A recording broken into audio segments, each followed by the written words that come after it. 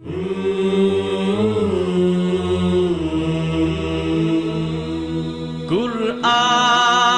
میں جو بول ہیں انمول ہیں واللہ۔ السلام علیکم ورحمۃ اللہ وبرکاتہ۔ قرآن نجبہ the amazing Quran, us programme کے سلسلے میں ایک بار پھر آپ کی خدمت میں حاضر ہیں۔ ہم سورۃ البقرہ کی تفسیر کو سیکھ رہے ہیں اور آج ہم سورۃ البقرہ کے دوسرے رکوع کو دیکھیں گے۔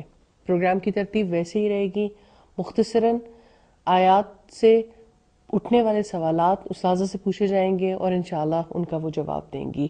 تو آئیے ہم سورۃ البقرہ کے رکوع نمبر 2 کی جانب چلتے ہیں۔ اعوذ باللہ من الشیطان الرجیم، بسم اللہ الرحمن الرحیم۔ استاذہ سورۃ البقرہ ہے آیت نمبر 2، رکوع نمبر 2۔ اللہ رب العزت فرماتے ہیں وَمِنَ النَّاسِ مَن يَقُولُ آمَنَّا بِاللَّهِ وَبِالْيَوْمِ الْآخِرِ وَمَا هُمْ بِمُؤْمِنِينَ، اور لوگوں میں سے کچھ وہ بھی ہیں جو کہتے ہیں کہ ہم اللہ تعالیٰ اور آخرت کے دن پر ایمان لائیں، حالانکہ وہ ہرگز ایمان لانے والے نہیں ہیں۔ اللہ تعالیٰ کچھ لوگوں کی خصوصیات بیان کر رہے ہیں یہاں پر کہ زبان سے اقرار کرتے ہیں لیکن اصل میں وہ ایمان نہیں لائے۔ یہ کون لوگ تھے؟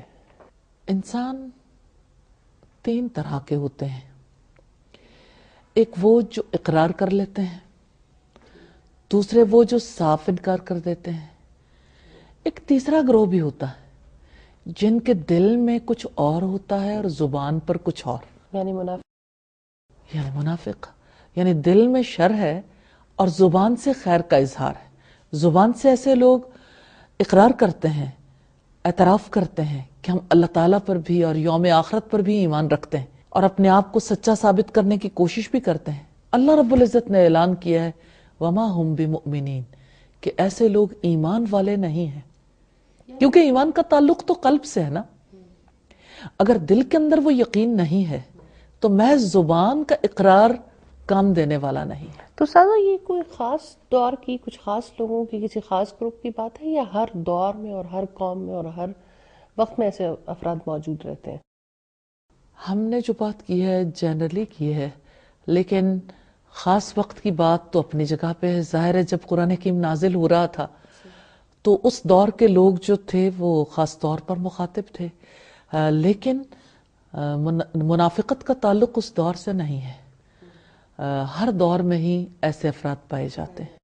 استاذ اگلی آیت میں اللہ رب العزت فرماتے ہیں یخادعون اللہ والذین آمنوا وما یخدعون الا انفسهم وما یشعرون، وہ اللہ تعالیٰ کو دھوکہ دیتے ہیں اور ان لوگوں کو جو ایمان لائے، حالانکہ وہ اپنی جانوں کے سوا کسی کو دھوکہ نہیں دے رہے اور وہ شعور نہیں رکھتے۔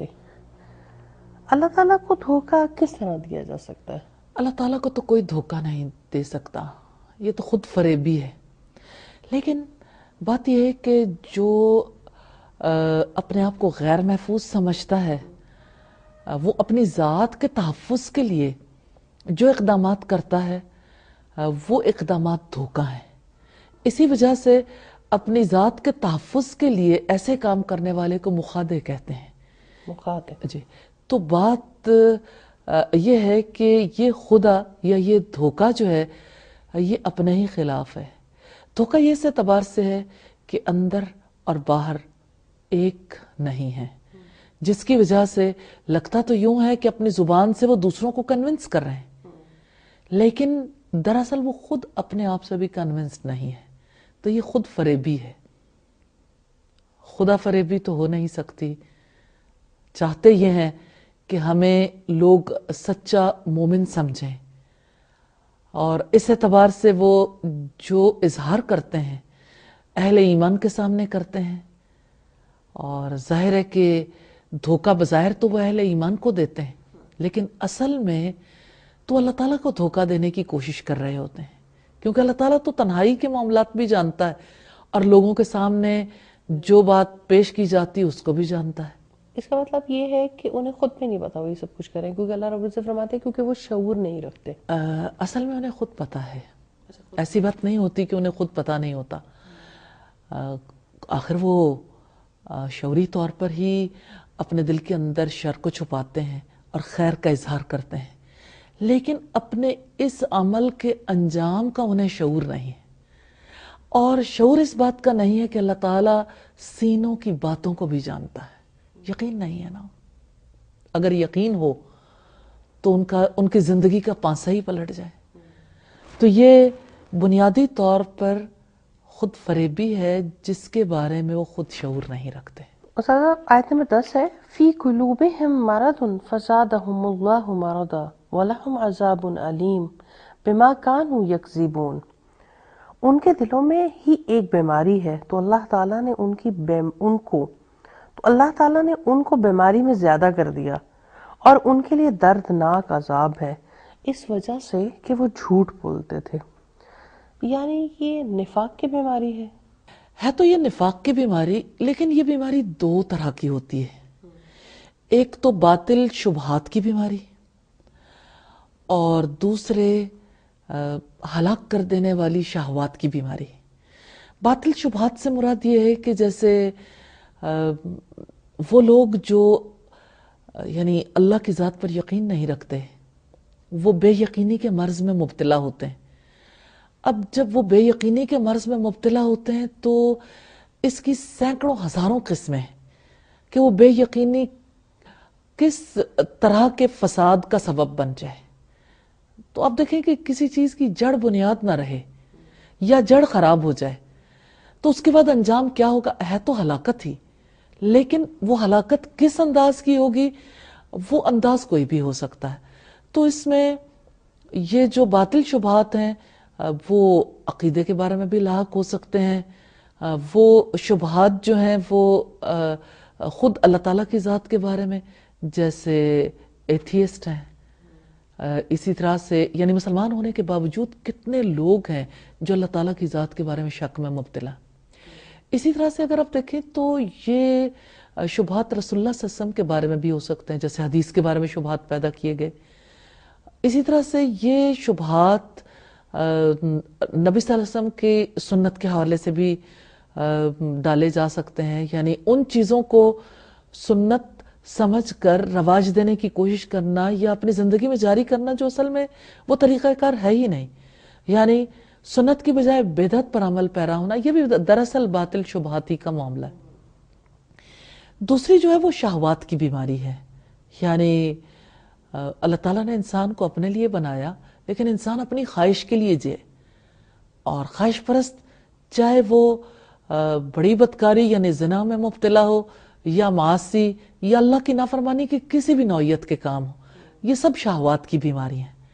اب اگر آپ دنیا میں دیکھیں تو یہ اقرار اور انکار کرنے والوں کے بیچ میں، ایمان اور کفر کے بیچ میں لوگ اسی طرح کی بیماریوں میں مبتلا ہوتے ہیں، اور آج مسلمانوں کے اندر کثیر تعداد اسی طرح کی ہے۔ اور اگر ہم باطل شبہات کے حوالے سے دیکھیں تو لوگ اسکیپٹسزم کا شکار ہیں، سپلٹ پرسنالٹیز ہیں، شکوک بھی ہیں لیکن دوہری شخصیات ہو گئی، اور خود بھی اپنی اس تکلیف کو نہیں سمجھ پاتے، اندر سے کھوکھلے ہو جاتے ہیں، جیسے دیمک زدہ چیزیں جو اندر سے کھوکھلی ہوتی ہیں اور ذرا سی ٹھوکر لگے تو وہ چیزیں بالکل مٹی ہو جاتی ہیں۔ تو اسی طرح سے ان کے ایمان کا معاملہ بھی ہے، اقرار جو ہے ظاہری وہ یوں ہی غبار کی طرح اڑ جاتا ہے اور اصل ہوتی نہیں، لہذا کچھ بھی باقی نہیں رہتا۔ صحیح۔ استاذہ اگلی آیت ہے وَإِذَا قِيلَ لَهُمْ لَا تُفْسِدُوا فِي الْأَرْضِ قَالُوا إِنَّمَا نَحْنُ مُصْلِحُونَ، اور جب ان سے کہا جاتا ہے کہ زمین میں فساد نہ پھیلاؤ تو وہ کہتے ہیں کہ یقیناً ہم اصلاح کرنے والے ہیں۔ یہ ایک اور رویہ ہے، نفاق ہونے کے بعد اپنی بیماری میں جو دلوں کو لاحق ہے اس کو بڑھ جانے کے بعد جب ان سے کہا جاتا ہے کہ زمین میں فساد نہ کرو تو وہ کہتے ہیں کہ اصلی میں تو وہ اصلاح کرنے والے ہیں۔ یہ زوم انسان کو کیسے لاحق ہو جاتا ہے؟ پہلی بات تو یہ ہے کہ فساد سے کیا مراد ہے؟ تو فساد سے مراد شرک ہے، سب سے بڑا فساد، سب سے بڑا بگاڑ خود اللہ تعالیٰ کے بارے میں انسانوں کے اپنے قلب کے اندر آتا ہے، پھر یہ پورے معاشرے کے اندر پھیل جاتا ہے. اور اس کے مقابلے میں اصلاح یہ ہے کہ انسان کی فکر کی تطہیر ہو جائے، یعنی اندر سے انسان کے سوچنے کا انداز بدل جائے اور وہی انداز ہو جائے جو اللہ تعالیٰ نے اپنے رسولوں کے توسط سے سکھایا، یعنی اس کا عقیدہ درست ہو جائے. اب بات یہ ہے کہ جب ان سے کہا جاتا ہے کہ آپ فساد نہ کرو، یعنی شکوک و شبہات نہ پھیلاؤ، باطل نظریات نہ پھیلاؤ اور لوگوں کو خواہش پرستی میں مبتلا نہ کرو، تو وہ کہتے ہیں ہم اصلاح کرنے والے. میں اپنی سوسائٹی کے حوالے سے ضرور مثال دینا چاہوں گی. مثال کے طور پر اس وقت جس سوسائٹی میں ہم رہتے ہیں، اس سوسائٹی میں جس طرح سے بے حیائی کو عام کیا گیا، کیا وہ فساد کے نام پر ہے؟ اصلاح کے نام پر ہے کہ سوسائٹی کی ضرورت ہے، ہم بڑے سیویلائزڈ ہو رہے ہیں. آپ مجھے یہ بتائیے، شراب کو عام کیا گیا، کیا وہ فساد کے نام پر ہے؟ اصلاح کے نام پر ہے؟ آپ یہ بتائیے کہ آج ہماری خواتین پیٹرول پمپس تک پہ پہنچ گئیں، ڈپارٹمنٹل سٹورز پہ سیلز کے سلسلے میں مصروف عمل ہو گئیں، لڑکے اور لڑکیاں ایک جگہ پر اکٹھے ہیں. کیا کوئی یہ تسلیم کرنے کے لیے تیار ہے کہ یہ فساد ہے؟ اصلاح کے نام پر کہ ہم تو اصلاح کرنے والے ہیں، ایکول رائٹس کے نام پر. تو یہ پہلے سوسائٹی میں شکوک و شبہات پھیلائے جاتے ہیں. مثال کے طور پر ہماری سوسائٹی میں کیا یہ شکوک و شبہات پہلے پھیلائے نہیں گئے کہ عورت کے ساتھ ناانصافی ہو رہی ہے، عورت جو ہے اس کے حقوق خطرے میں ہے اور اس کو اپنے حقوق کے لیے خود اٹھ کھڑے ہونا چاہیے. اور پھر اس کے بعد عورت اپنا حق لینے کے لیے اٹھی اور اس کو تعلیم دی گئی، پھر اب اس کے لیے جابز فراہم کی گئیں. ایک طرف خواتین کی جابز ہے، دوسری طرف جاب لیسنس ہے مردوں کے لیے. تو کیا یہ بگاڑ نہیں ہے؟ اب اگر آپ پیچھے جا کے دیکھیں تو پیچھے فساد کس چیز کا ہے؟ فساد نظریات کا ہے. باطل شبہات کی وجہ سے انسان کس درجے میں آن پہنچتا ہے. تو بظاہر ایسا نہیں لگتا کہ زندگی کے اندر جتنی بگاڑ کی صورتحال پیدا ہو گئی ہے اس کا کوئی عقیدے سے تعلق ہو سکتا ہے. ایک عام آدمی جو عقیدے کی حقیقت کو نہیں سمجھتا وہ اس بگاڑ کو بھی نہیں سمجھ پاتا، اور جو پیچھے اس بگاڑ کے لیے ایفرٹس کرنے والے ہیں وہ تو برملا یہ کہتے ہیں کہ ہم تو سوسائٹی کے سب سے بڑے ریفارمر ہیں اور اس سوسائٹی کی بہتری کے لیے، بیٹرمنٹ کے لیے، مختلف طبقوں کی یعنی ان لوگوں کی بیٹرمنٹ کے لیے ہم یہ سارے کام کر رہے ہیں. آپ نے نوٹ نہیں کیا کہ اتنے تھوڑے عرصے میں ہماری سوسائٹی کا نقشہ ہی بدل کے رہ گیا؟ یہ سارا اصلاح کے نام پر ہوا، حالانکہ سب کا سب سلسلہ بگڑ گیا. دین اب اس حالت میں نہیں رہ گیا لوگوں کی زندگیوں میں جو دین کا تقاضا ہے. تو یہ اسی وجہ سے کہ لوگ اپنے اصل عقیدے پر نہیں تھے، اس چیز کو اور ہوا دی گئی اور بالآخر اس سارے بگاڑ نے یہاں بھی جگہ بنا لی جو بگاڑ غیر مسلم معاشروں کے اندر تھا. جزاک اللہ استاذہ. یہاں پر ایک مختصر سا وقفہ لیں گے، ایک چھوٹی سی بریک کے بعد دوبارہ حاضر ہوتے ہیں.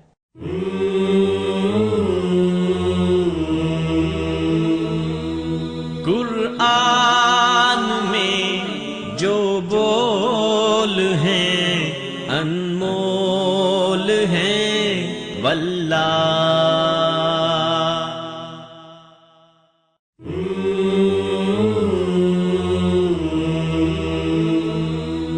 قرآن میں جو بول ہیں انمول ہیں واللہ. پروگرام میں ایک بار پھر خوش آمدید. آئیے اگلی آیات کی جانب چلتے ہیں. استاد اگلی آیت ہے، اللہ رب العزت فرماتے ہیں الا انہم هم المفسدون ولکن لا یشعرون. سن لو، در حقیقت وہی لوگ فساد کرنے والے ہیں لیکن وہ نہیں سمجھتے. کیا نہیں سمجھتے وہ لوگ؟ منافق یہی نہیں سمجھتا کہ وہ فساد کرنے والا ہے، یعنی اس بگاڑ کی حقیقت کو نہیں وہی سمجھتے. بات جو پچھلی آیت میں کی گئی کہ وہ جی اپنے آپ کو بالکل. اصلاح کرنے والے سمجھتے ہیں. اس آگے ہے وَإِذَا قِيلَ لَهُمْ آمِنُوا كَمَا آمَنَ النَّاسُ قَالُوا أَنُؤْمِنُ كَمَا آمَنَ السُّفَهَاءُ أَلَا إِنَّهُمْ هُمُ السُّفَهَاءُ وَلَكِنْ لَا يَعْلَمُونَ. اور جب ان سے کہا جاتا ہے کہ ایمان لاؤ جس طرح لوگ ایمان لائے تو کہتے ہیں کیا ہم اسی طرح ایمان لائیں جس طرح بے وقوف ایمان لائے ہیں. سن لو بے وقوف تو در حقیقت وہی لوگ ہیں لیکن وہ نہیں جانتے. دوبارہ وہی صورتحال ہے. مسلمان ایمان لانے کے لیے یہ لوگ کیوں تیار نہیں؟ منافق ایمان کی حقیقت کو نہیں سمجھتا، جس کی وجہ سے وہ ایمان پر ہمیشہ نفاق کو یا خدا کو یا دھوکے کو ترجیح دیتا ہے. اب آپ دیکھیے اس آیت میں ہے جب ان سے کہا جاتا ہے ایمان لاؤ جس طرح لوگ ایمان لائے، تو وہ جب لوگوں کو دیکھتا ہے کہ ایمان لانے کے بعد انہیں کیا ملا، تو وہ ان کی دنیا کو دیکھتا ہے کہ انہیں دنیا کا مال کتنا ملا، انہیں اقتدار ملا یا نہیں ملا، اور دنیا کے فائدے انہیں کہاں تک نصیب ہوئے. یعنی اس ایمان کو وہ یعنی میٹیریلسٹک پوائنٹ آف ویو سے دیکھتا ہے کہ اس کا کوئی مادی فائدہ انہیں نصیب ہوا یا نہیں ہوا. کہ ایمان لانے کی وجہ سے جیسے کوئی تجارت کرتا ہے نا، تو تجارت کرتے ہوئے کوئی مال لگاتا ہے، محنت کرتا ہے، پھر اس سے توقع ہوتی ہے کتنا منافع ہوگا.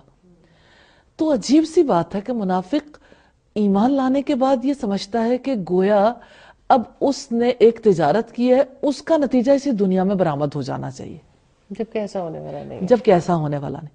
منافق جب یہ دیکھتے تھے کہ صحابہ کرام دین کی خاطر اتنی قربانیاں دیتے ہیں، مال لگاتے ہیں، جان دینے کے لیے تیار ہیں، ہجرتیں ہو رہی ہیں، جہاد ہو رہا ہے، تو کہتے تھے کہ یہ لوگ تو انتہائی بے وقوف ہیں کہ اپنی دنیا کا سب کچھ لٹا کر یہ سمجھتے ہیں کہ ہم کامیابی کے راستے پر ہیں. اسی چیز کا تذکرہ ہے آگے، جب انہیں ایمان لانے کو کہا جاتا ہے تو وہ کہتے ہیں کیا اس طرح ایمان لائے جیسے بے وقوف ایمان لائے. تو نعوذ باللہ صحابہ کرام کو یہ بے وقوف سمجھتے تھے.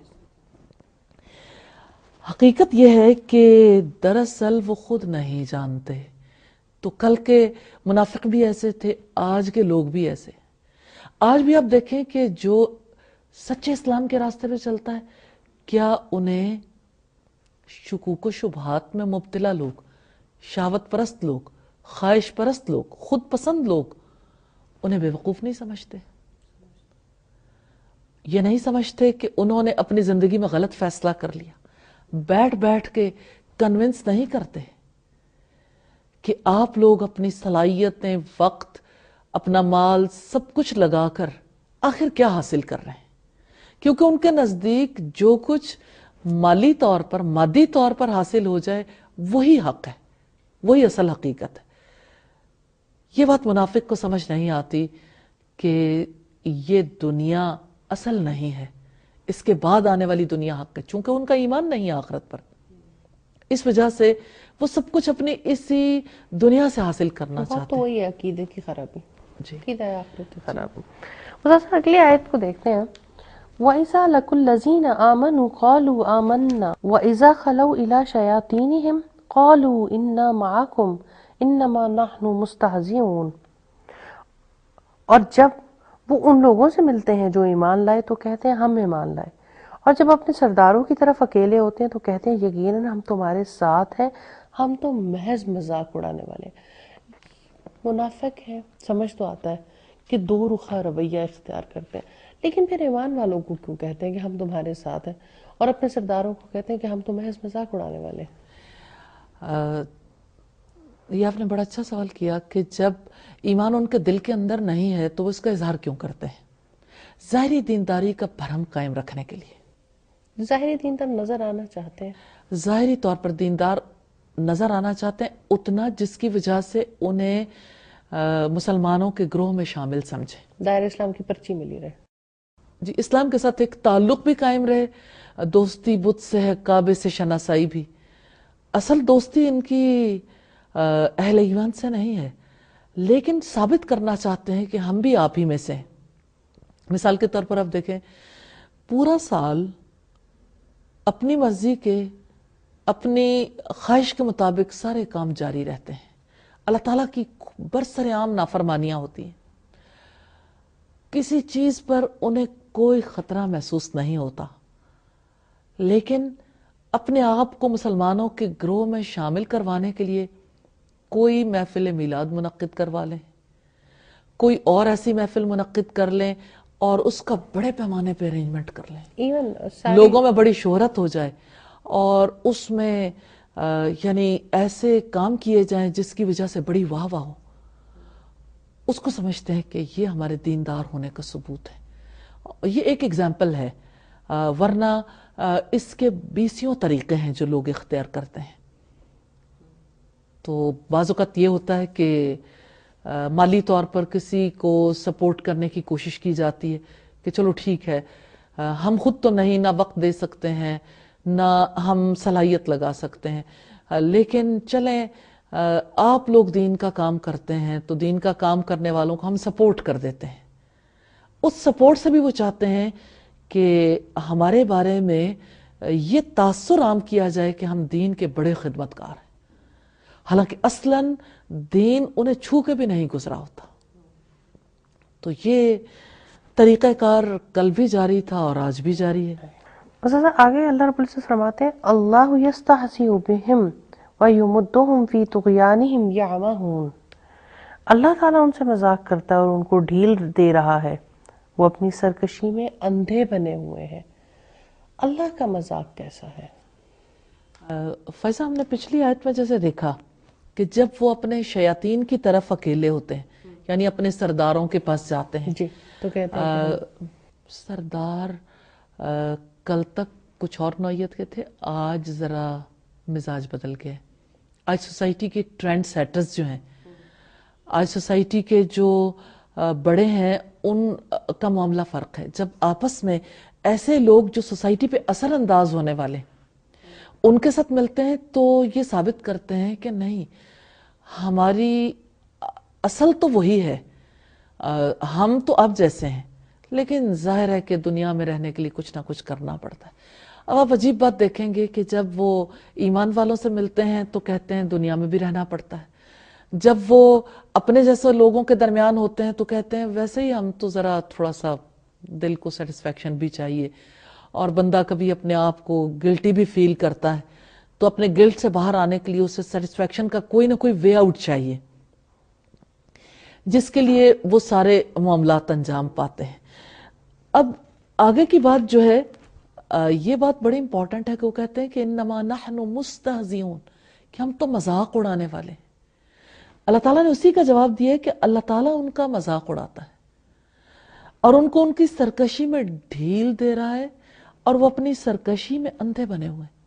یہ ڈھیل کس نوعیت کی ہے؟ اللہ تعالیٰ کا مذاق کیا ہے کہ دین کی باتیں سننے کے باوجود وہ سن نہیں پاتے، حق دیکھنے کے باوجود وہ دیکھ نہیں پاتے، اور ان کی سمجھ میں وہ بات آتی ہی نہیں، ایمان کی حقیقت انہیں سمجھ ہی نہیں آتی۔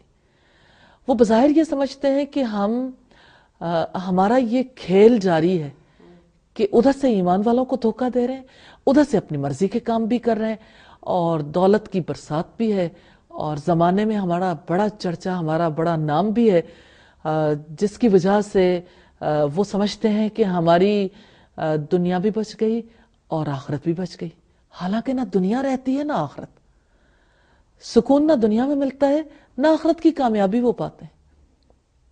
تو یہ اللہ تعالیٰ کی دی ہوئی مہلت ہے، یہ استدراج ہے، دھیرے دھیرے وہ کفر میں پختہ ہوتے چلے جاتے ہیں، وہ اعمال بھی کر لیتے ہیں جو اعمال ابھی انہوں نے نہیں کیے ہوتے، جن کے بارے میں انہوں نے سوچا بھی نہیں ہوتا، اور اس طرح سے وہ نفاق سے نکل کر کفر کی طرف چلے جاتے ہیں اور وہ کام انجام دینے لگ جاتے ہیں۔ آگے چلتے ہیں تو دیکھتے ہیں اللہ رب العزت اولئک الذین اشتروا الضلالۃ بالہدی فما ربحت تجارتهم وما كانوا مہتدین، یہ وہ لوگ ہیں جنہوں نے ہدایت کے بدلے گمراہی خریدی ہے، تو نہ ان کی تجارت ان کے لیے نفع مند ہوئی اور نہ ہی وہ ہدایت پانے والے۔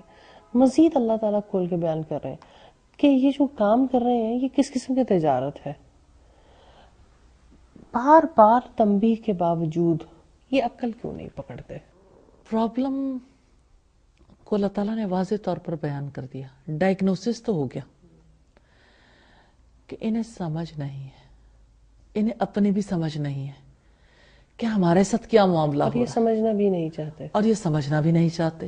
تو جیسے رب العزت نے یہاں فرمایا کہ یہ وہ لوگ ہیں جنہوں نے ہدایت کے بدلے میں گمراہی خرید لی. اب دیکھیں یہ تو ایک تجارت کی طرح ہے. تجارت میں اشیاء کا تبادلہ ہوتا ہے، کچھ دے کے کچھ لیا جاتا ہے. تو سوچیں انہوں نے دیا کیا؟ ہدایت، اور لی کیا؟ گمراہی. کبھی دنیا میں ایسا فرد بھی دیکھا ہے؟ کوئی اتنا احمق بھی ہوتا ہے کہ جس کو راستے کی خبر ہو اور پھر وہ بالکل بے خبر کی طرح ہو جائے، اور جان بوجھ کر وہ سب کچھ کھو دے، یعنی گویا اس کی یادداشت ہی غائب ہو جائے، گویا اس کے ذہن کے کسی گوشے میں راستے کا کوئی معاملہ نہ رہے. تو انہوں نے ہدایت کا راستہ یعنی جنت کا راستہ گم کیا ہے. جنت کی ہمیشہ کی خوشیوں کے مقابلے میں انہوں نے دنیا کے مال و دولت کو ترجیح دی ہے. تو اللہ تعالیٰ نے ان کی حماقت کو یہاں پہ واضح کیا ہے کہ یہ ایک تجارت کر رہے ہیں، لیکن یہ تجارت ان کے لیے نفع مند نہیں ہے، اور نہ وہ ہدایت پانے والے ہیں. اور ہدایت وہ اس لیے نہیں پا سکتے کہ وہ ہدایت حاصل ہی نہیں کرنا چاہتے، ہدایت کو وہ بے وقوفی سمجھتے ہیں. جبکہ اللہ نے حکم دیا، ہم پہلے اسی پارے کے شروع میں دیکھ رہے تھے، اہدنا الصراط المستقیم. وہ ان لوگوں میں سے نہیں جو اس اگر ہدایت کو اہدنا مانتے. الصراط المستقیم کی بات آئی تو آگے یہ بات بھی آئی، ذالک الکتاب لا ریب فیہ ھدی للمتقین. اور آپ نے تب بھی یہی سوال کیا تھا کہ ہدایت کیا اس کتاب سے سب لوگوں کو ہدایت نہیں ملے گی، صرف متقیوں کو کیوں نا؟ تو خدا خوفی کے بغیر اس کتاب کی ہدایت سے فائدہ نہیں اٹھایا جا سکتا، کیونکہ پھر ہدایت کی طلب ہی ختم ہو جاتی ہے. اللہ تعالیٰ کا خوف نہ ہو تو ہدایت کا معاملہ سمجھداری کا معاملہ ہی محسوس نہیں ہوتا. تو اللہ تعالیٰ نے کیسے ان کے دل ہی پلٹ دیے کہ وہ نفع مند علم کو، کتاب و سنت کے علم کو حماقت سمجھتے ہیں. کیا آج پوری سوسائٹی ایسی نہیں ہے کہ اس دین کے علم کو حاصل کرنا اپنی ذمہ داری بھی خیال نہیں کرتے اور اسے نفع مند خیال نہیں کرتے، حاصل کرنے والوں کو احمق سمجھتے بھی ہیں. احمق سمجھتے ہیں، اور پوری دنیا کی تباہی کو انہی کے نام لگانا چاہتے ہیں کہ انہی کی وجہ سے سارے خطرات ہیں، اور انہی کی وجہ سے دنیا کے امن کو بھی خطرہ ہے، اور ہر ایک جو خرابی ہے وہ انہی کے نام لکھ دی جاتی ہے کہ یہ سلسلہ چونکہ جاری ہے نفع مند علم کا، اس نفع مند علم کے سلسلے کو ختم ہو جانا چاہیے، اور عمل صالح کی خواہش کو بھی ختم کر دینا چاہیے، کیونکہ وہ اسے بنیادی طور پر حماقت سمجھتے ہیں. اور اسی وجہ سے آپ دیکھیں کہ ہر ایسے فرد کو جو نفع مند علم اور عمل صالح کی کوشش کرنا چاہتا ہے اس کو فنڈامنٹلسٹ کہتے ہیں، رجت پسند، قدامت پرست. اور اب تو اس سے زیادہ آگے بڑھ کے بھی آپ جانتے ہیں کہ اس کو امن پسند خیال نہیں کیا جاتا، اور دنیا کی خرابیوں میں حصہ دار سمجھا جاتا ہے. کل تک کافر یہ سمجھتے تھے، آج کیا پورے مسلمانوں کا مائنڈ سیٹ جب تبدیل نہیں کر دیا گیا؟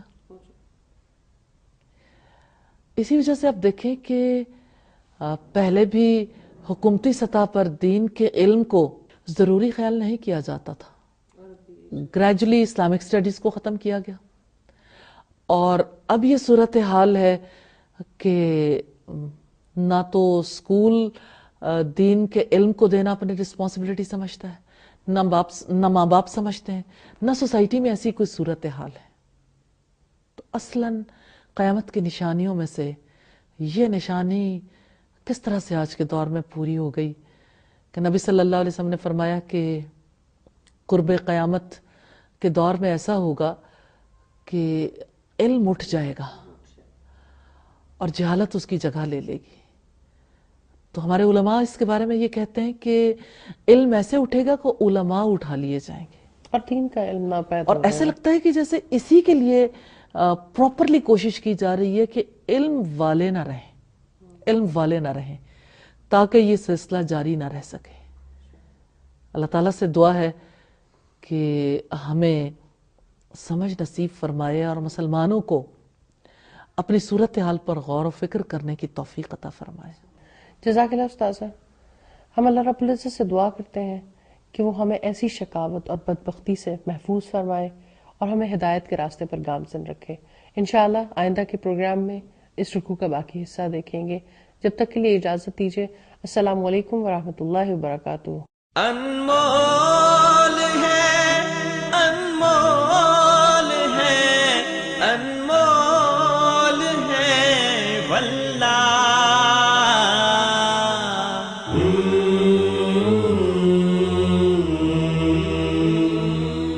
قرآن میں جو بات ہے، جو بول ہے واللہ، قرآن میں جو بات ہے، جو بول ہے واللہ۔